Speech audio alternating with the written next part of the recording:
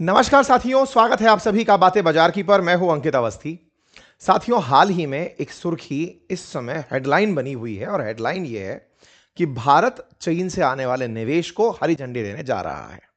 अब चीन से आने वाला निवेश दो तरीके से होता है। एक तो सरकारी कॉन्ट्रैक्ट्स में, या भारत के जो कॉन्ट्रैक्ट्स मिलते हैं 700 से 750 करोड़ रुपए तक के, उनके अंदर।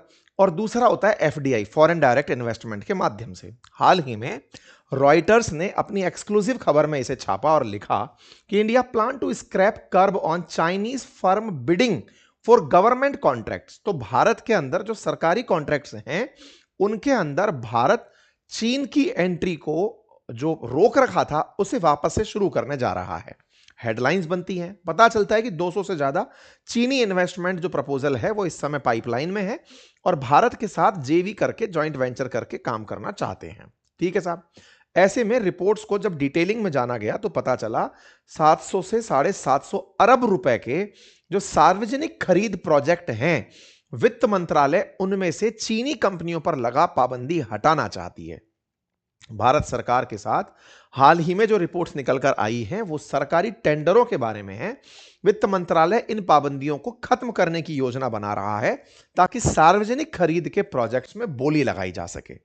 ऐसा करते हुए जो गैर संवेदनशील क्षेत्र, जैसे नॉन सेंसिटिव एरियाज जो हैं, जिनके अंतर्गत सरकार को लगता है कि देश की सुरक्षा के साथ कोई कॉम्प्रोमाइज नहीं होगा, वहां पर 26% तक चीनी निवेश को बिना किसी अनुमति के एंट्री देने का विचार किया जा रहा है। बस कंपनी के अंदर कोई चीनी मेंबर बोर्ड नहीं होना चाहिए। ऐसा विशेष रूप से इलेक्ट्रॉनिक और कंज्यूमर ड्यूरेबल प्रोडक्ट्स के अंदर किया जा रहा है, ऐसी जानकारी निकल कर आती है। जब वित्त मंत्रालय से, जब पीयूष गोयल जी से इस बारे में, एफडीआई के बारे में पूछा गया कि क्या भारत सरकार चीन से फॉरेन डायरेक्ट निवेश की तैयारी कर रही है, तो उन्होंने कहा एफडीआई का तो नहीं प्लानिंग है, लेकिन वित्त मंत्रालय ढील देने का विचार कर रहा है। अब यह क्या कहानी है? तो भारत के अंदर जो सरकारी खरीद है, उस सरकारी खरीद के अंदर चाइना का पैसा आ जाए, प्रोजेक्ट के अंदर वो लोग भागीदार बन जाएं, उसकी तो बात चल रही है। लेकिन अभी फॉरेन डायरेक्ट इन्वेस्टमेंट, क्योंकि भारत ने एक प्रोविजन किया था गलवान वैली इंसिडेंट के बाद कि भारत के पड़ोस से जो बॉर्डर पर कनेक्टेड देश है ना, वो भारत में अगर एफडीआई लगाना चाहते हैं, चाहे फिर वो नेपाल ही हो, फिर चाहे वो बांग्लादेश ही हो, अगर वो भारत में फॉरेन डायरेक्ट निवेश करना चाहते हैं तो उन्हें सरकार से परमिशन लेनी पड़ेगी। भारत सरकार उस मामले को मॉनिटर करेगी। सबको पाकिस्तान की तरह ट्रीटमेंट दे दिया गया था गलवान वैली इंसिडेंट के बाद। तो फिलहाल के लिए वित्त मंत्रालय सरकारी खरीद के अंदर तो परमिशन देने की बात कर रहा है। तो साहब, ये क्या था? पहले से था भी कि नहीं था?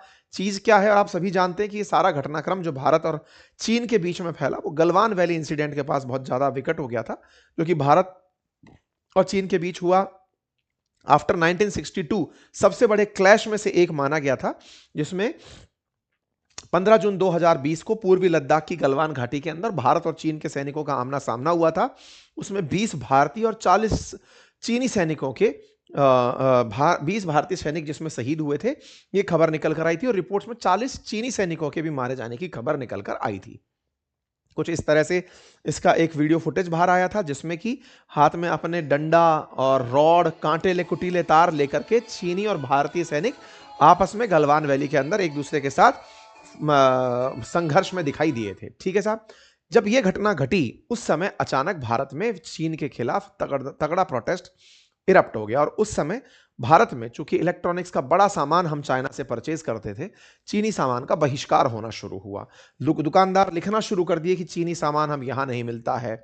लोगों में भयंकर चाइना का विरोध होना शुरू हुआ। भारत के अंदर जो व्यापार संगठन है, लगभग 40,000 व्यापार संगठनों ने कहा कि वो चाइना का विरोध करते हैं। 7 करोड़ से ज्यादा छोटे व्यापारियों ने चीनी उत्पादों का बहिष्कार शुरू कर दिया। भारत के अंदर आत्मनिर्भर भारत बनाए जाने की एक मांग उठने लगी। सोशल मीडिया पर boycott China, vocal for local, आत्मनिर्भर भारत, तमाम प्रकार के ट्रेंड्स चलने शुरू हुए। परिणाम स्वरूप भारत सरकार को कदम उठाना पड़ा। 200 से अधिक चीनी एप्लीकेशंस को बंद किया गया। सरकारी ठेकों में चीनी कंपनियों की एंट्री को रोक दिया गया। ये जो सरकारी कंपनियों में, जिसमें 700 से 750 अरब रुपए की बात की जा रही है, उस एंट्री को फिर से जो शुरू करने की बात की जा रही है, गलवान वैली इंसिडेंट के बाद इसे रोक दिया गया था। और एफडीआई पर भी सख्त जांच और मंजूरी की अनिवार्यता कर दी गई थी। ये जो सरकारी ठेकों के अंदर जो चीनी पैसा था ना, अब इसे वापस से शुरू करने की बात की जा रही है। ठीक है। भारत सरकार ने उस समय अनिवार्य सरकारी मंजूरी की बात डाल दी थी कि अगर कोई भी हमारे पड़ोसी देश हमारे देश के अंदर निवेश करना चाहता है तो उसे अनिवार्य सरकारी मंजूरी से होकर गुजरना पड़ेगा, ऑटोमेटिक रूट से भारत के अंदर पैसा नहीं आ सकेगा। ये सारी बातें बहुत सारी सख्तियों के साथ कर दी गई। सरकारी टेंडरों के लिए कहा गया कि चीनी कंपनियां जो 700 से 750 अरब रुपए के सरकारी प्रोजेक्ट और सार्वजनिक खरीद में बोली लगाती हैं उन्हें प्रभावी रूप से बाहर कर दिया जाएगा। ये तमाम वो एप्लीकेशंस थे, मतलब सीक्वेंस में तमाम प्रकार की चीनी एप्लीकेशंस पर बैन लगा दिया गया था। ठीक है साहब, बाकायदा चीनी एप्लीकेशन के ऊपर बैन लगाने में हमारी संप्रभुता, एकता, इन सब का वो दिया गया, प्राइवेसी का इसके अंदर का वो लिया गया, कारण लिया गया। आईटी एक्ट धारा 69A के तहत ये सारी चीजें की गई थी। कोई बात नहीं साहब, भारत सरकार ने तय किया कि भाई अब हम चीनियों को हमारे देश में नहीं आने देंगे। परिणाम क्या निकला? गलवान से पहले हमारे देश में $686 मिलियन हर साल चीनी निवेश आ रहा था एफडीआई के माध्यम से। गलवान वैली इंसिडेंट के बाद यह सीधा 12 गुना घट गया, $68 मिलियन का निवेश ही रह गया। चीनी एप्लीकेशंस की संख्या में बहुत ज्यादा गिरावट आई। लेकिन जो सबसे बड़ा नुकसान हुआ वो ये हुआ कि पहले चाइना के साथ हमारा जो ट्रेड डेफिसिट था वो $48 बिलियन का ही था, लेकिन गलवान के बाद वो बढ़कर के $106 बिलियन पहुंच गया। मतलब क्या हुआ? इसका मतलब समझिए, हमने ये सारे काम तो कर दिए लेकिन चाइना से इंपोर्ट नहीं रुक पाया। हमारे जितने भी बायकॉट थे वो केवल बयानी बायकॉट रह गए, उनका ग्राउंड पर असर नहीं दिखा। पहले भारत चीन से जो व्यापार करता था उसमें एक्सपोर्ट वर्सेस इंपोर्ट में जो हमें नुकसान होता था वो $50 बिलियन का होता था, मान लीजिए, वो बढ़कर के $108 बिलियन तक पहुंच गया, डबल हो गया। ऐसा क्यों? क्योंकि हम एक्सपोर्ट नहीं किए, उनने भी हमारे पर बैन लगा दिए, लेकिन उनके यहां से इंपोर्ट लगातार जारी रहा। ऐसे में जब उनके यहां से इंपोर्ट लगातार जारी रहा तो भारत का जो फिलहाल अकाउंट बैलेंस है ना, डॉलर की वैसे ही किल्लत चल रही है, अमेरिका से वैसे ही कलेश चल रहा है, डॉलर पहले ही नहीं आ पा रहा है, रुपया का भाव गिरा पड़ा है, ऐसे में डॉलर और हमारे पास से जा रहे हैं। यह भारत के लिए एक चुनौतीपूर्ण समय की स्थिति बन चुकी है इन दिनों। इसी के चलते भारत के अंदर बहुत सारे ऐसे प्रोजेक्ट्स हैं जो चीनियों की मदद से चल रहे थे, उन पर असर पड़ा था। अब सवाल बनता है कि क्या भारत अपने इस ट्रेड घाटे को देखते हुए ही चीनी निवेश को अपने यहां आमंत्रित कर रहा है या फिर कोई और कारण है? अब देखिए, भारत और चीन के रिश्ते फिर से बहाल होते हुए दिख रहे हैं, यह सबको समझ में आ रहा है। इसके पीछे कारण आप कुछ भी कहिए, या तो ये कहिए कि साहब उधर बाइडेन की जगह ट्रंप आ गए, ये कारण था, या फिर पुतिन ने भारत और चीन की दोस्ती करा दी, एससीओ समिट में एक दूसरे के साथ मुलाकात हुई। भारत ने इन दिनों पिछले 1.5 सालों में चीन के साथ काफी मित्रवत व्यवहार प्रदर्शित किया है। भारत के एनएसए, भारत के विदेश मंत्री के वांग वी से मुलाकात हुई है, दोनों साइड एक दूसरे के साथ काफी अच्छे से बातचीत कर रही हैं। शी जिनपिंग और मोदी जी के बीच में हैंडशेक की घटना को वर्ल्ड ने काफी एक्नॉलेज किया था। ब्रिक्स समिट जो कजान के अंदर हुई थी 2024 में, वो काफी ज्यादा सुर्खियों में रही थी। दोनों के बीच काफी साल बाद पहली बाइलेटरल मीटिंग जो है वो अक्टूबर 24, 2024 को हुई थी। यह अपने आप में एक बड़ा माइलस्टोन देखा गया था। परिणाम क्या निकला? दोनों देशों के बीच जैसे ही बातचीत हुई, दोनों के बीच में इतने दिन से प्रतिबंधित जो फ्लाइट्स थी वो फिर से शुरू होनी हुई। भारत के विदेश मंत्री ने चाइना की विजिट की और चाइनीज फॉरेन मिनिस्टर से मुलाकात की। इसके बाद एससीओ की समिट होती है, उसके अंदर भारत के प्रधानमंत्री चीन जाते हैं।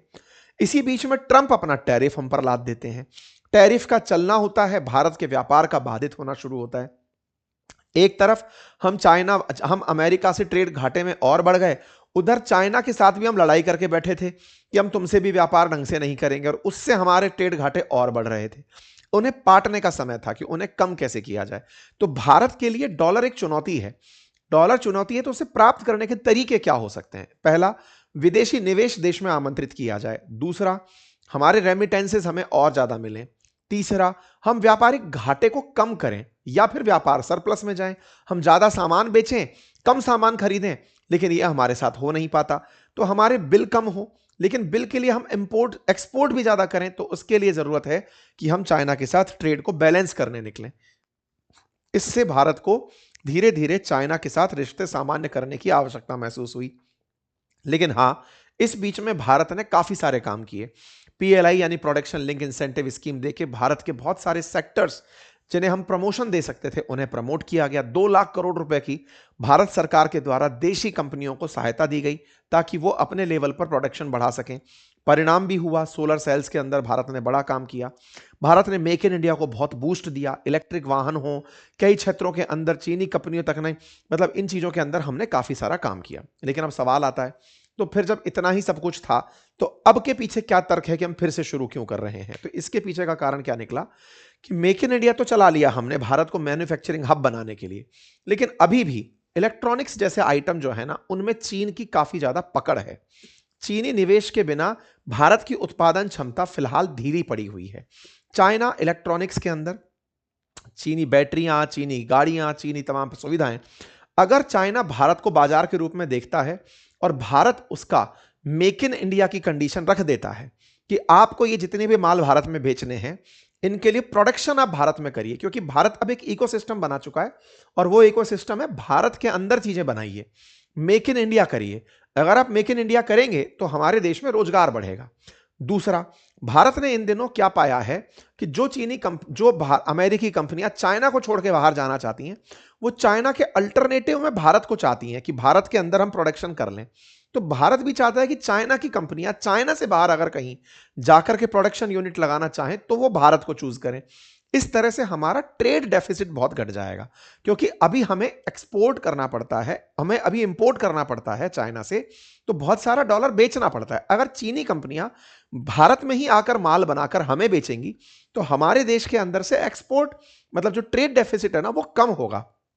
मेक इन इंडिया के तहत इंडियन रुपीज में ही हम उनके साथ में व्यापार कर पाएंगे। लेकिन हां, ऐसा नहीं है कि इस पूरी प्रक्रिया में हम सुरक्षा जांच को किनारा कर देंगे। सेंसिटिव सेक्टर्स जितने भी होंगे उनके अंदर हम चीनी कंपनियों पर प्रतिबंध अभी भी जारी रखेंगे। इनकी हिस्सेदारी को अभी भी लिमिटेड रखने का विचार है। लेकिन कुल मिलाकर जो हमारा ट्रेड घाटा बढ़ते बढ़ते मतलब बिलियंस में चला गया है, ट्रेड डेफिसिट अब $100 बिलियन के आसपास चल रहा है, इसे कम करने की आवश्यकता है। विचारणीय बात है ना, कहां हम 40-45 बिलियन डॉलर के आसपास चल रहे थे, अब $100 बिलियन के आसपास चल रहे हैं। हमारे एक्सपोर्ट बुरी तरह बाधित हो गए हैं और हमारे इंपोर्ट्स लगातार बढ़ रहे हैं। ऐसे में भारत को आवश्यकता है, क्योंकि भारत ने पिछले 3 सालों में जबरदस्त इंपोर्ट किया है चाइना से, तो हमें आवश्यकता है कि हम चाइना से पैसा लेके भारत में पैसा लगवाएं, एफडीआई के माध्यम से, सरकारी प्रोजेक्ट्स के माध्यम से, ताकि हमारी नाराजगी जो है ना, वो हमें नुकसान में ना दिखे। हमें हमारे विनिर्माण क्षेत्र के अंदर, रोजगार के अंदर वृद्धि हो, सप्लाई चेन के अंदर मजबूती हो, क्योंकि already electronic component 70% Bharat China से इंपोर्ट कर रहा है। एक्टिव फार्मास्यूटिकल इंग्रेडिएंट्स में 70% चाइना की भागीदारी है। ऑटोमोटिव कंपोनेंट्स में 20% चाइना की भागीदारी है। यदि भारत चीन के साथ व्यापार करते करते तकनीकी हस्तांतरण की कंडीशंस को भी काम करवा ले जाए, जैसे विशेषकर इलेक्ट्रॉनिक्स के अंदर या बैटरी टेक्नोलॉजी में, तो इससे भारत के अंदर तेजी आएगी, कई प्रोजेक्ट्स के अंदर सुस्ती कम होगी और भारत तेजी से आगे बढ़ने लगेगा और अल्टीमेटली भारत का व्यापारिक घाटा कम होगा। लेकिन इन सबसे ऊपर बड़ा सवाल यही रहेगा, हमारी सुरक्षा का क्या होगा? क्या हम अपने उन शहीदों को भूल जाएंगे? क्या हम भारत के लिए अपना सम्मान इतना ही दिखाएंगे, पैसे के आगे हम इस तरह बिछ जाएंगे?